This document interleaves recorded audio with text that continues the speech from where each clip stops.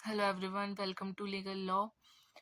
आज की वीडियो हमारी टारगेटेड सीरीज़ का डे 4 रहेगा, जिसमें हम रेशो एंड प्रोपोर्शन चैप्टर को डिस्कस करेंगे और ये एक ही वीडियो में हम इसको कवर करने का ट्राई करेंगे। ठीक है, तो इस वीडियो को एंड तक देखना। और इससे पहले हम मैथ्स के 3 टॉपिक कवर कर चुके हैं, जो कि परम्यूटेशन, कॉम्बिनेशन, सिंपल इंटरेस्ट और सेट एंड यूनियन है। अगर आपने वो भी नहीं देखा है तो वो भी चैनल पर अपलोड है, वो भी आप देख सकते हैं जाके। तो आज हम रेशो प्रोपोर्शन स्टार्ट करते हैं।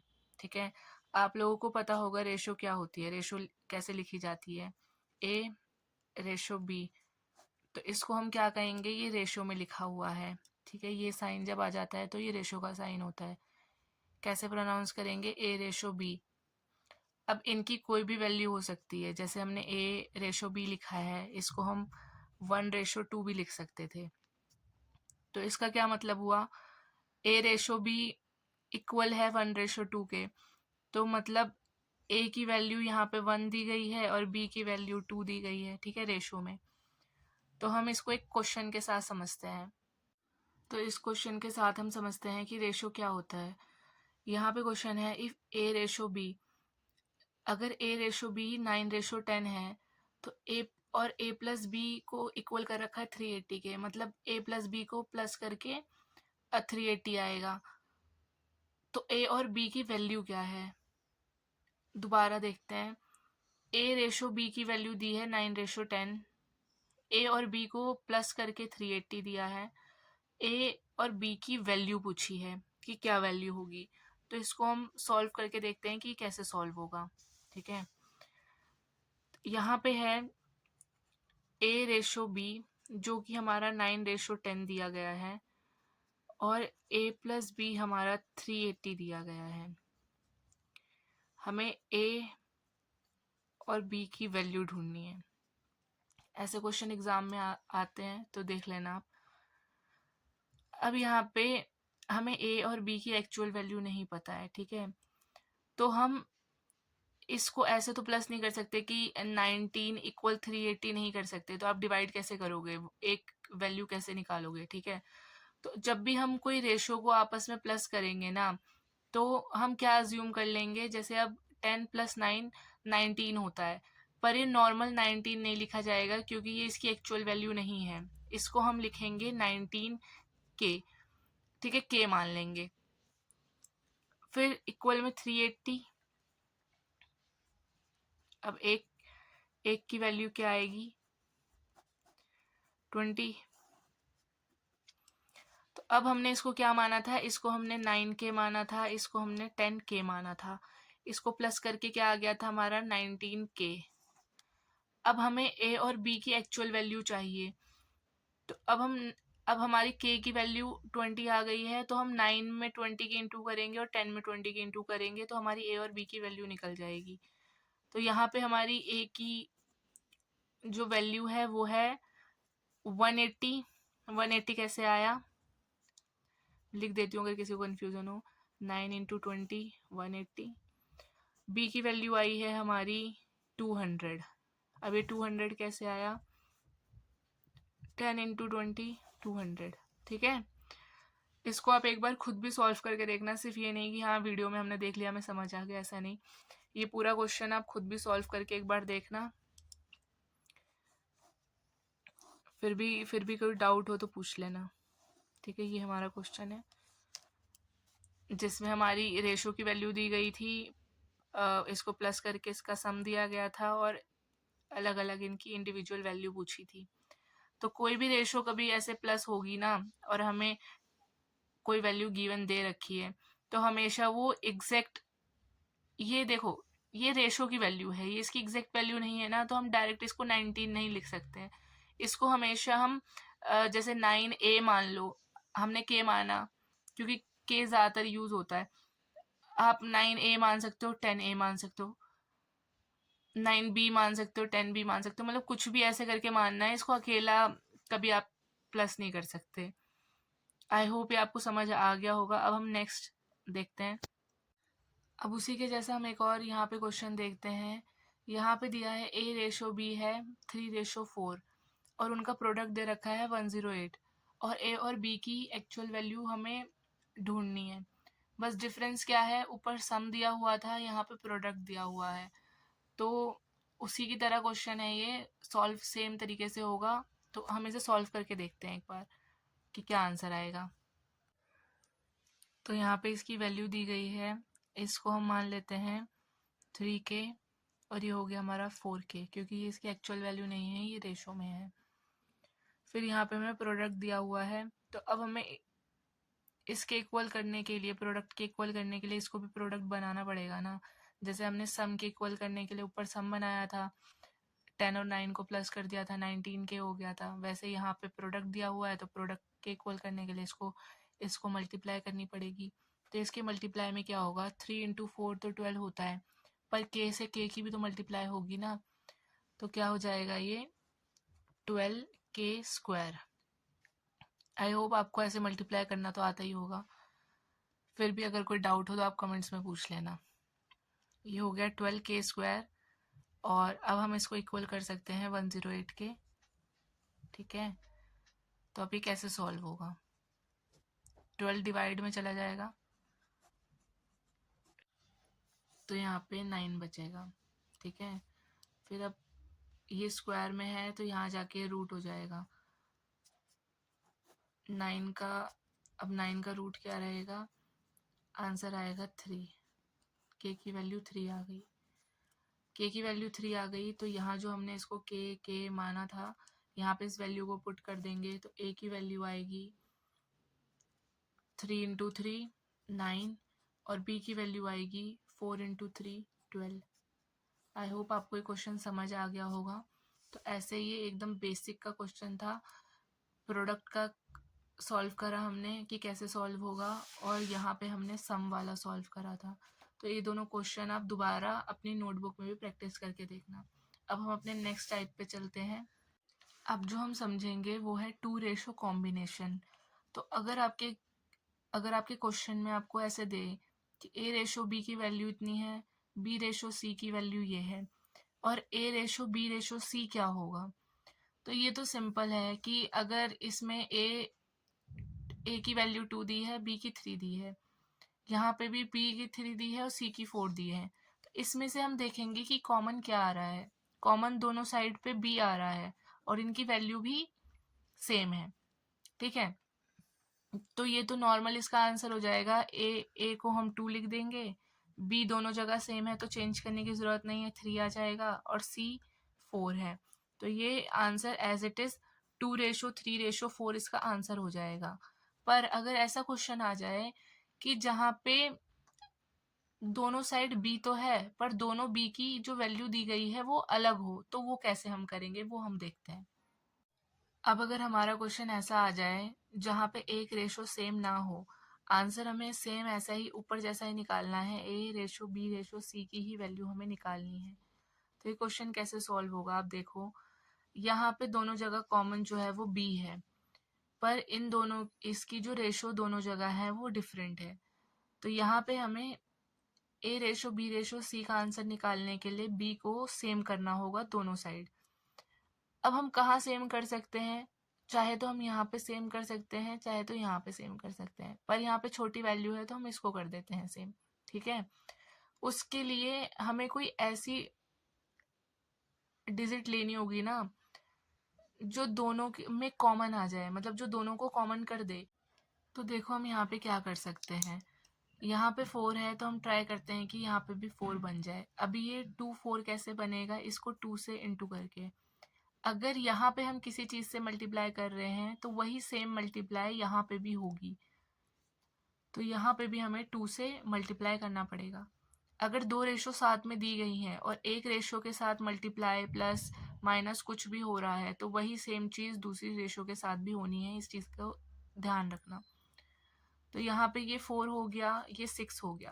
तो अब हमारा क्या हुआ, ए 3 है, बी 4 है, और यहाँ पे भी बी 4 हो गया, तो दोनों बी कॉमन हो गए ना। तो अब हम इसको इजीली, हमारा आंसर आ सकता है, ए को 3 लिख दो, बी को 4 और सी को 6, तो ये हमारा आंसर हो गया। आई होप ये आपको समझ आ गया होगा। हम एक और तरीका देखते हैं कि हम रेशो को कैसे सेम कर सकते हैं। और ये एग्ज़ाम में आपकी काफ़ी हेल्प करेगा, क्योंकि अगर आपको डिफरेंट रेशो दी गई होगी ना, तो पहले आपको सेम करना पड़ेगा, फिर फिर कोई क्वेश्चन सॉल्व होगा। तो ये आप ध्यान रखना कि हम रेशो को कैसे सेम कर सकते हैं। एक और तरीका देखते हैं। ये एक मेथड होता है मैट्रिक्स मेथड। इससे भी हमारी रेशो हम सेम कर सकते हैं।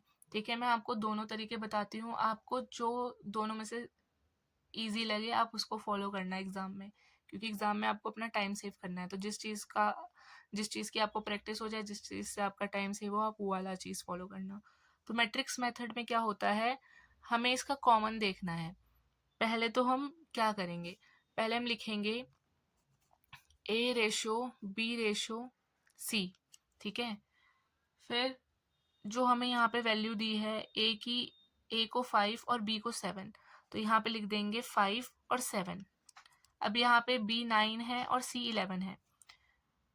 ध्यान रखना, जैसे कोई भी वैल्यू हो ना, जो हमें कॉमन करनी है, जो हमें सेम करनी है, वो हमेशा सेंटर में आनी चाहिए। तो उस हिसाब से आप एडजस्ट कर लेना। यहाँ पे बी सेंटर में है और हमें बी को ही कॉमन करना है। अब जो ये बी रेशो सी है और इसकी वैल्यू 9:11 दी है ना, वो हम नेक्स्ट लाइन में लिखेंगे, जहाँ पे हम 7 के नीचे 9 लिखेंगे और यहाँ सी के नीचे 11 लिखेंगे। ठीक है, जो पहला वाला होगा वो ऊपर लाइन में आएगा, जो दूसरा वाला होगा वो नीचे लाइन में आएगा। अब जो यहाँ पे स्पेस बच गया है, तो उसके पास वाली चीज़ उस स्पेस में लिख देनी है। जैसे यहाँ 7 है तो यहाँ पे 7 आ जाएगा, ये 9 है तो यहाँ पे 9 आ जाएगा। ठीक है, अभी कैसे सॉल्व होगा, अब यहाँ पे इसकी हम मल्टीप्लाई कर देंगे। इससे इसकी मल्टीप्लाई हो जाएगी, इससे इसकी और इससे इसकी। तो हमारा क्या आंसर आएगा, 45, 63 और 77। अगर ये कटते हैं तो हमें काट देने हैं, पर यहाँ पे नहीं कट रहे हैं, तो यही हमारा आंसर हो जाएगा। ठीक है, यहाँ हमने रेशो सेम कर दिए, तो ये हमारा आंसर हो गया है। अब देखो आपको क्या करना है, मैंने आपको बता दिया मैट्रिक्स मेथड कैसे यूज होता है। आपको ये वाला क्वेश्चन मैट्रिक्स मेथड से सॉल्व करके देखना है कि आपसे सॉल्व हो रहा है या नहीं हो रहा है। ठीक है, इससे आपकी प्रैक्टिस भी हो जाएगी। और प्रैक्टिस के लिए ये क्वेश्चन आपका होमवर्क है, इसको सॉल्व करके ए रेशो बी रेशो सी की वैल्यू कमेंट सेक्शन में बताना कि आपका क्या आंसर आया है। ठीक है, अब नेक्स्ट आता है, यहाँ पे ए रेशो बी की वैल्यू है 1/2 रेशो 2/3। तो यहाँ पे रेशो की वैल्यू जो है वो फ्रैक्शन में है। ऐसा क्वेश्चन आ जाए तो इसको आप नॉर्मल नंबर में कैसे लाओगे। इसके दो मेथड हैं, पहले हम मेथड 1 देखते हैं। अगेन आपको जो मेथड इजी लगे आप वो मेथड फॉलो कर लेना। मेथड 1 है ये। इसमें क्या होता है, मेथड 1 में हमें जो डिनोमिनेटर होता है ना उसका एलसीएम ले लेना है। अब 2 और 3 का जो एलसीएम है वो 6 आएगा। ठीक है, तो हमें 6 की मल्टीप्लाई दोनों साइड कर देनी है। यहाँ पे हमने 1/2 के साथ 6 की मल्टीप्लाई करी, फिर हमने यहाँ पे 2/3 के साथ 6 की मल्टीप्लाई करी। तो ये क्या हो गया, तो यहाँ पे हमारा आंसर जो आ गया है वो आ गया है 3:4। तो हमने इस फ्रैक्शन को नॉर्मल नंबर में बना दिया है। ठीक है, ए रेशो बी की वैल्यू 3:4 आ गई है। अब जो हमारा दूसरा मेथड है, मेथड 2 जो है हमारा, उसको देखते हैं। यहाँ पे हमें दिया है 1:2 और 2:3। इसमें हमें सिंपल कुछ नहीं करना है, मतलब हमें कुछ नहीं करना है, सिंपल जो इसका सॉल्यूशन है वो है क्रॉस मल्टीप्लाई। तो यहाँ पे हमें सिर्फ क्रॉस मल्टीप्लाई करनी है। अगर ऐसा क्वेश्चन आ जाए तो 3 की यहाँ से इसकी करेंगे तो 3 × 1 3 होगा और 2 × 2 4 होगा। इसमें हमें एलसीएम लेने की भी नीड नहीं है, सिर्फ क्रॉस मल्टीप्लाई करके हमने इसको नॉर्मल रेशो में बना दिया है। तो अब आप देख लेना, आपको दोनों में से जो इजी लगे वो आप फॉलो कर लेना। वैसे तो यही लगेगा, पर आप देख लेना अपने अपने हिसाब से। मैंने आपको दोनों तरीके बता दिए हैं। अब नेक्स्ट देखते हैं, जब हमारी 3 रेशो हो तो वो कैसे सॉल्व होगा। देखो मेथड 1 इसका सेम ही है, इसमें हमें 3 रेशो दी हुई है, तो मेथड 1 सेम है, हमें इसका एलसीएम ले लेना है। 2, 3 और 4 का जो एलसीएम है वो हमारा 12 आएगा। तो 12 की दोनों साइड मल्टीप्लाई, तीनों साइड मल्टीप्लाई कर देनी है। 12 की मल्टीप्लाई यहाँ, 12 की मल्टीप्लाई यहाँ, 12 की मल्टीप्लाई यहाँ।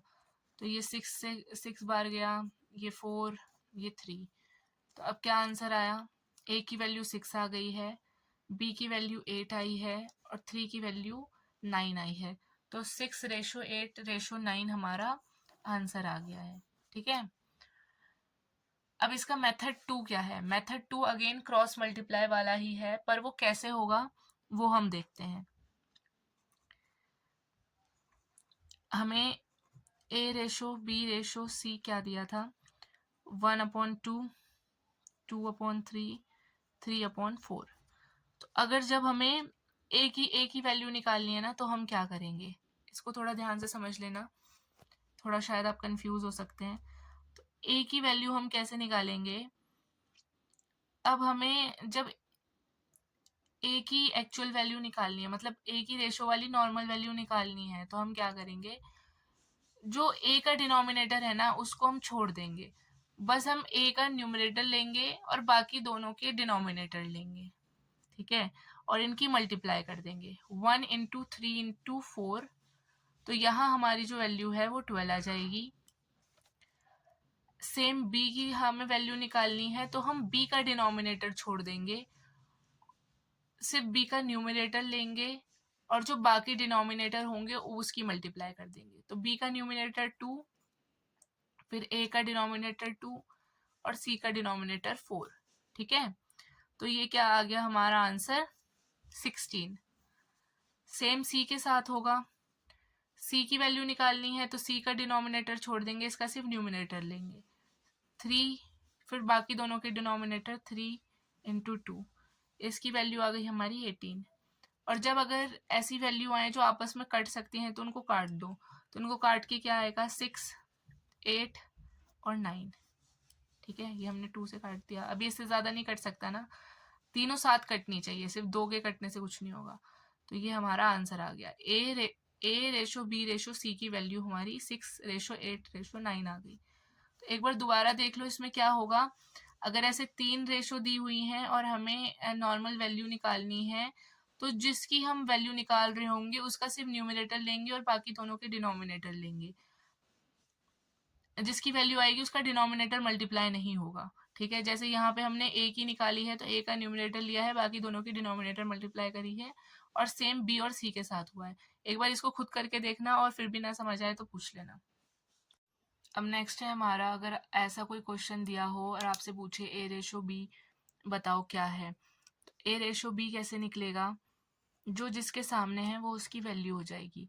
लाइक यहाँ पे A के सामने 3 है, तो A की वैल्यू 3 हो जाएगी, और B के सामने 2 है, तो यहाँ पे 3 आएगा, और B के सामने 2 है, तो B की वैल्यू 2 हो जाएगी। तो ये हमारा 3:2 हो गया।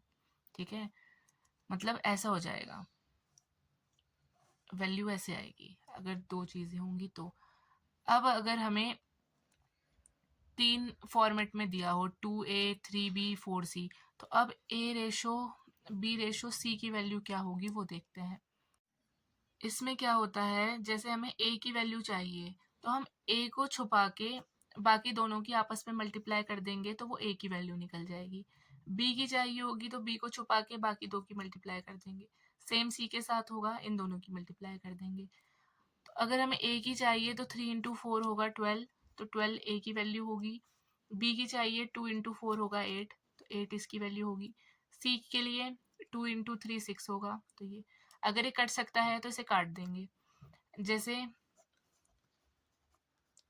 ये 2 से कट गया, 6:4:3 इसका आंसर आ गया। ठीक है, समझ आ गया होगा ये आपको। अब हम देखते हैं, अगर इस फॉर्मेट में क्वेश्चन आ जाए और आपसे बोले A/B/C क्या होगा, तो कैसे होगा ये? जो ऊपर की चीज़ें होंगी ना वो नीचे डिनोमिनेटर में आ जाएंगी। कैसे लिखा जाएगा ये? अब ये 3 है तो 3 के नीचे आ जाएगा 2, 4 है 4 के नीचे 3 आ जाएगा, 5 है 5 के नीचे 4 आ जाएगा। ठीक है, जो भी ऊपर होगा वो सब डिनोमिनेटर में आ जाएगा। तो अभी ये फॉर्मेट हम पहले भी डिस्कस कर चुके हैं, ये वही फ्रैक्शन में डिजिट्स आ गई हैं, तो ये कैसे सॉल्व होगा ये आपको पता होगा। यहाँ पे a की वैल्यू 3/2 आ गई, यहाँ पे 4/3 और ये 5/4। तो ये मैं सॉल्व नहीं करूँगी, कि आप सॉल्व करके इसका आंसर बताना। ठीक है, ये आपका होमवर्क है, आपका प्रैक्टिस क्वेश्चन है ये, क्योंकि हम ये पहले से डिस्कस कर चुके हैं कि कैसे सॉल्व होगा।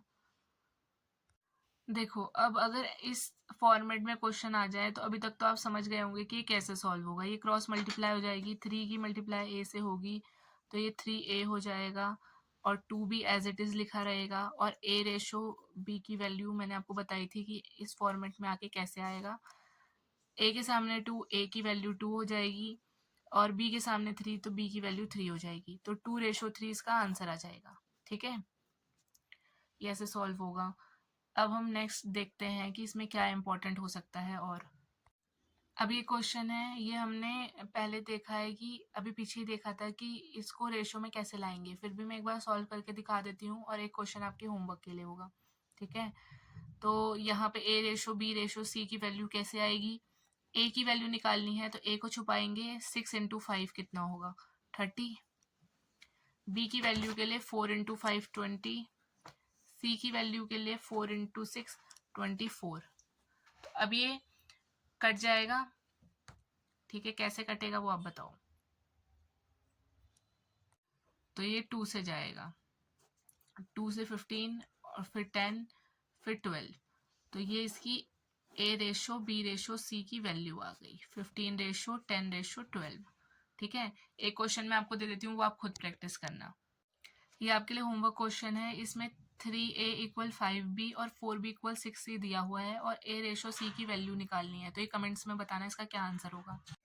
एक क्वेश्चन हमारा ये है, if l equal 6/5 of m and m equal 5/8 of n, तो रेशो ऑफ l और n की क्या रेशो होगी। तो ये क्वेश्चन कैसे सॉल्व होगा ये भी हम देख लेते हैं। तो यहाँ पे है l इक्वल है 6/5 ऑफ m। ठीक है, ऑफ का मतलब मल्टीप्लाई होती है, और यहाँ पे है m इक्वल 5/8 ऑफ n, और l और n की रेशो चाहिए हमें। तो यहाँ पे ये मल्टीप्लाई में है, इधर जाके डिवाइड में हो जाएगा, तो l/m कितना होगा 6/5 होगा। यहाँ पे मल्टीप्लाई में है, यहाँ जाके डिवाइड में हो जाएगा, m/n कितना होगा 5/8 होगा। ठीक है, l और n की रेशो, l 6 है, m 5 है दोनों जगह, तो अब हमें यहाँ पे कुछ चेंज करने की ज़रूरत नहीं है। तो यहाँ पे आंसर हो जाएगा 6/8, मतलब 6:8। ये कटेगा 6 3 से और ये 4 से, तो 3:4 आंसर हो जाएगा। अगर यहाँ पे m डिफरेंट होता तो हमें इसको चेंज करने की ज़रूरत होती, पर यहाँ पे सेम है तो कोई चेंज करने की ज़रूरत नहीं, सीधा हमारा आंसर आ गया है। ये जो क्वेश्चन है ये आपका होमवर्क क्वेश्चन है, खुद से सॉल्व करके x ratio y ratio z की वैल्यू बता देना। देखो, एक तरीका और है रेशो सेम करने का। a रेशो p की वैल्यू 2:3 है, b रेशो c की वैल्यू 4:5 है। ठीक है, अब इसको अगर हमें सेम करना है, a ratio b ratio c की वैल्यू अगर हमें निकालनी है, इस दोनों में b कॉमन है, तो हम क्या करेंगे, जो यहाँ से क्रॉस मल्टीप्लाई होगी, ठीक है, जो भी ये डायगोनल में जो भी डिजिट होगी ना उसकी क्रॉस मल्टीप्लाई होगी और वो सेंटर में उसका आंसर आएगा, मतलब वो हमारी b की वैल्यू हो जाएगी, क्योंकि हमें b सेम करना है। यहाँ पे ये b की वैल्यू 3 है और यहाँ पे b की वैल्यू 4 है, तो हम इसके आपस में क्रॉस मल्टीप्लाई कर देंगे, तो ये हो जाएगा 12, और बाकी सबकी ऊपर नीचे ही मल्टीप्लाई होगी, तो ये होगा 2 4 ज़ा 8, 3 5 ज़ा 15। तो ये हमारी a की वैल्यू है, ये b की वैल्यू है और c की वैल्यू है, मतलब b और b की वैल्यू की एक साथ मल्टीप्लाई कर देंगे और बाकी सबकी ऊपर नीचे मल्टीप्लाई हो जाएगी, तो ऐसे हमारा ये आंसर आ जाएगा। हमने मल्टीप्लाई का क्वेश्चन करा, सम का क्वेश्चन करा, तो ये सेम डिफरेंस का भी क्वेश्चन ऐसे ही होगा। फिर भी मैं आपको एक बार बता देती हूँ, आप इसको दोबारा अपनी नोटबुक में सॉल्व करना। ठीक है, और ट्राई करना कि मेरा सॉल्यूशन देखे बिना आप पहले खुद सॉल्व करके इसे देखो और उसके बाद मैच कर लेना कि सेम आंसर आ रहा है या नहीं आ रहा है। तो रेशो ऑफ 2 नंबर इज 3:8 और इनका डिफरेंस रखा है 115। अब हमें डिफरेंस को डिफरेंस के इक्वल करना पड़ेगा, तो 8 - 3 कितना हो जाएगा 5 हो जाएगा। ठीक है, तो हम इसे 5k मान लेते हैं। अब ये 5k इक्वल हो गया है 115k, तो k की वैल्यू क्या आ जाएगी हमारी 23। अब हमें इसमें स्मॉलर ऑफ द 2 नंबर बताना है, मतलब जो इन दोनों में से छोटा है ना उसकी वैल्यू बतानी है। तो हमें दिख रहा है 3 छोटा है, तो 3 की वैल्यू हमें बतानी है तो डायरेक्ट हम कर देंगे 23 इंटू 3 जो कि है हमारा 69। तो स्मॉलर नंबर की वैल्यू हमारी 69 आ जाएगी। बिगर नंबर की पूछता तो 8 से 23 की मल्टीप्लाई कर देते, दोनों की पूछता तो दोनों का आंसर आ जाता। ठीक है, आई होप आपको समझ आ गया होगा। अब हम नेक्स्ट क्वेश्चन देखते हैं। अब एक ही क्वेश्चन है, 3 number are in the ratio 1 fraction 4 मतलब 1/4 ratio 5/9 ratio 7/12। Difference between the greatest and the smaller number is 180 और find sum of all 3 number. ये मैंने आपको इसकी फ्रैक्शन सॉल्व करनी बताई थी, और अगर जब फ्रैक्शन सॉल्व हो जाएगी नॉर्मल आंसर आ जाएगा, तो उसका ग्रेटेस्ट और स्मॉलेस्ट को माइनस करके जो होगा उसको 180 के इक्वल कर देना। फिर सारे नंबर की वैल्यू हो जाएगी तो उनको प्लस करके आंसर आएगा, क्योंकि लास्ट में बोला है find sum of all 3 number. तो ये आप खुद सॉल्व करना, नहीं आएगा तो मैं नेक्स्ट वीडियो में बता दूंगी कि इसका क्या सॉल्यूशन होगा। बाकी मैंने ये सब आपको समझा दिया था, तो आपसे ये हो जाना चाहिए। आप इसको प्रैक्टिस करके देखना और इसका आंसर कमेंट्स में बता देना। अभी हमारा क्वेश्चन है, 2 number are in the ratio 4:9। If both number increase by 12 then ratio become 11:21। Sum of original number. तो इसमें बोला है दो नंबर की रेशो दी हुई है 4:9, और बोला है कि दोनों नंबर अगर 12 से बढ़ जाते हैं, मतलब दोनों नंबर में अगर 12 प्लस हो जाता है तो रेशो 11:21 हो जाती है। तो जो भी ओरिजिनल नंबर है उसकी सम क्या होगी। तो हमें इसमें ओरिजिनल नंबर निकालना है। वो कैसे निकालेंगे हम देखते हैं इसको सॉल्व करके। तो हमें उसमें क्वेश्चन में क्या बोला था, जो हमें पहली रेशो दी है वो दी है 4:9, और फिर बोला है ये रेशो हमारी 11:21 हो जाती है। कब हो जाती है, जब इसमें 12 ऐड हो जाता है। ठीक है, इसको हम अगर वैसे सॉल्व करेंगे ना नॉर्मल बिल्कुल बेसिक से, तो ये बहुत लंबा प्रोसेस हो जाएगा। तो हमें इसी मेथड से ही करना है, जो मेथड मैं आपको बता रही हूँ। मैं आपको बेसिक से बता ही नहीं रही, क्योंकि जो आपके एग्जाम में यूज होगा वो यही मेथड यूज होगा। तो आपको सबसे पहले यही मेथड ही याद करना है अपने माइंड में। हमने क्या बोला, जो हमें स्टार्टिंग की रेशो दी है वो दी है 4:9।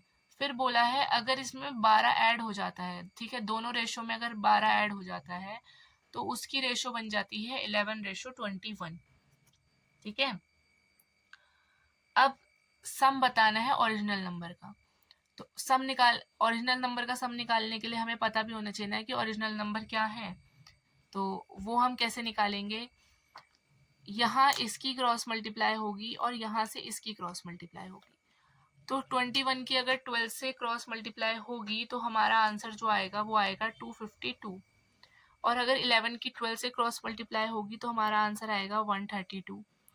सेम क्रॉस मल्टीप्लाई हमारी इसकी इससे हो जाएगी और इसकी इससे हो जाएगी। ठीक है, मतलब नीचे वाले की नीचे वाले से और यहाँ बीच वाले की ऊपर वाले से।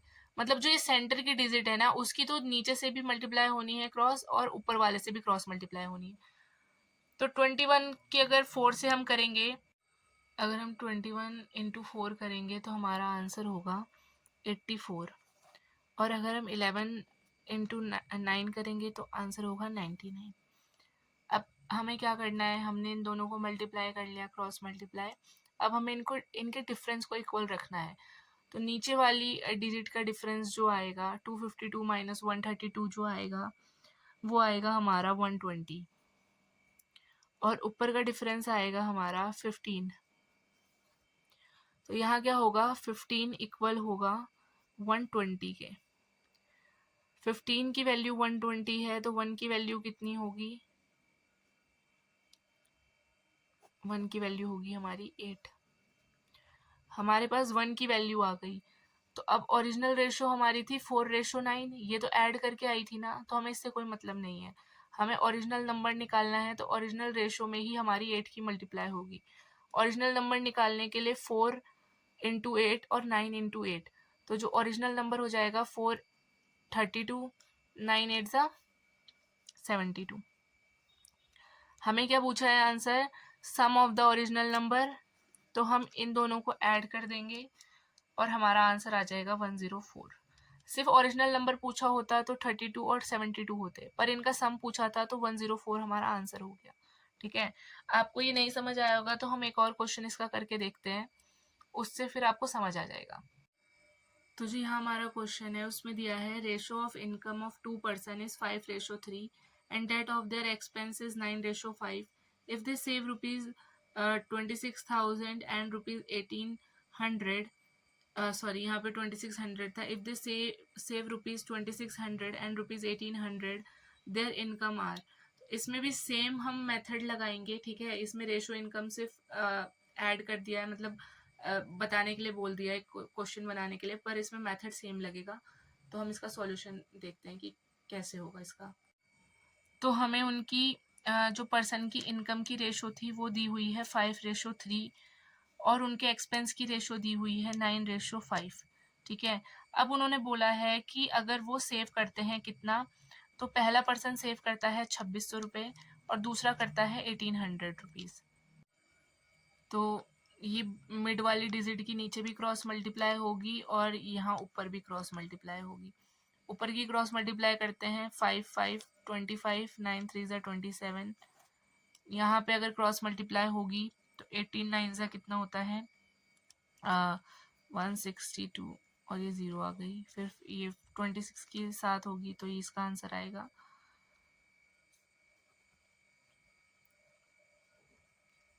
ठीक है, तो ये हमारे आंसर आ गए। ये ऊपर का आंसर आया, ये नीचे का आंसर आ गया।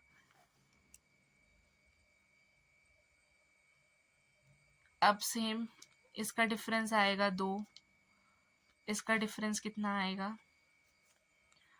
3200। 1 की वैल्यू कितनी आएगी 1600। ये वैल्यू आ गई। तो हमें क्या पूछा है, इनकम का आंसर पूछा है। तो हमारी क्या इनकम थी, हमारी इनकम ये थी ना, तो इसमें ही 1600 की मल्टीप्लाई हो जाएगी। तो इसमें 1600 की मल्टीप्लाई होगी तो हमारा क्या आंसर होगा। तो यहाँ हमारी ए की इनकम आ जाएगी 8000 और जो बी की इनकम है वो आ जाएगी हमारी 4800, ठीक है। तो ये हमारा आंसर हो जाएगा। अब जो रेशो प्रोपोर्शन चैप्टर की जो सबसे इम्पॉर्टेंट चीज़ है ना, और जिसमें से हर एग्जाम में 1 क्वेश्चन 2 क्वेश्चन आते ही आते हैं, हमेशा चांसेस रहते हैं कि क्वेश्चन आए, वो ये 3 चीज़ें हैं। इन 3 चीज़ों को आप एकदम रट लो कि मतलब अगर अगर बोले ना क्वेश्चन में कि इसका मीन प्रोपोर्शन निकालना है तो आपको पता हो कि ये फॉर्मूला लगेगा। थर्ड प्रोपोर्शन निकालना है तो ये, फोर्थ निकालना है तो ये, मतलब ये एज इट इज आप अपने दिमाग में इसको एकदम कॉपी पेस्ट कर लो, क्योंकि इसमें से क्वेश्चन 100% तो 99% चांसेस रहते हैं कि इसमें से क्वेश्चन आएगा एग्जाम में, ठीक है। इसमें सिर्फ आपको कुछ याद नहीं करना है, आपको सिर्फ याद रखना है कि अगर आपको मीन प्रोपोर्शन निकालने को बोले तो उसका फॉर्मूला है √a/b। थर्ड प्रोपोर्शन निकालने को बोले तो b² / a। फोर्थ प्रोपोर्शन निकालने को बोले तो bc/a। ठीक है, इसका हम एक क्वेश्चन सॉल्व करके देखते हैं कि ये कैसे, ये फॉर्मूला इसमें पुट होगा। इस क्वेश्चन में क्या बोला है, हमें ए बी सी की वैल्यू दी गई है और हमें फोर्थ प्रोपोर्शनल निकालने को बोला है। तो हमने अभी पीछे क्या देखा था, फोर्थ प्रोपोर्शनल का जो फॉर्मूला है, इसमें कुछ नहीं है, अगर आपको फॉर्मूला याद होगा ना, आपको सिर्फ डिजिट्स पुट करनी है। तो फोर्थ प्रोपोर्शनल का जो फॉर्मूला देखा था वो था BC/A। तो ये हमारा A है, ये B है, ये C है। अब BC को कैसे लिखेंगे, देखो 21 × 8 और A की वैल्यू है हमारी 12। ये अगर कट रहा है तो हम काट देंगे, 3 से जाएगा, ये 4 से, ये 2। आंसर क्या आ जाएगा हमारा, जो फोर्थ प्रोपोर्शनल है वो है 14। देखो कितना इजी था ये। इसमें सिर्फ आपको ये फॉर्मूलाज याद करने हैं, जो मैंने आपको इक्वेशन बताई थी वो याद करनी है और आपका आंसर एज इट इज आ जाएगा। ऐसे ही हम थर्ड और मीन का भी एक एग्जांपल देख लेते हैं। देखो इसमें थर्ड प्रोपोर्शनल निकालना है, तो थर्ड प्रोपोर्शनल का क्या फॉर्मूला था, b²/a। तो इसमें ये a है, ये b है, ये c है। तो b क्या है 12, तो 12 का स्क्वायर आपको पता होगा 144 है।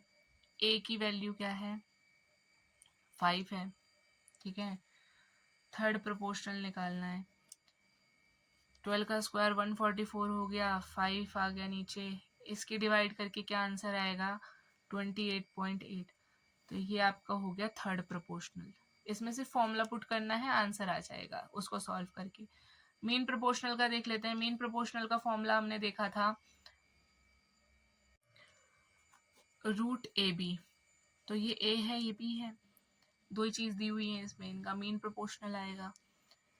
रूट में आप 18 टूज़ा कितना होगा, 18 टूज़ा आपका 36 हो जाएगा। अब 36 का रूट निकालना है ना, ये मल्टीप्लाई हो गया, ये 36 आ गया, 36 का रूट निकालना है 6, तो 6 इसका मीन प्रोपोर्शनल हो जाएगा। तो देख लेना ये एकदम सिंपल है, बस आपको फोर्थ प्रोपोर्शनल, थर्ड प्रोपोर्शनल और मीन प्रोपोर्शनल के ये फॉर्मूलाज पता होने चाहिए।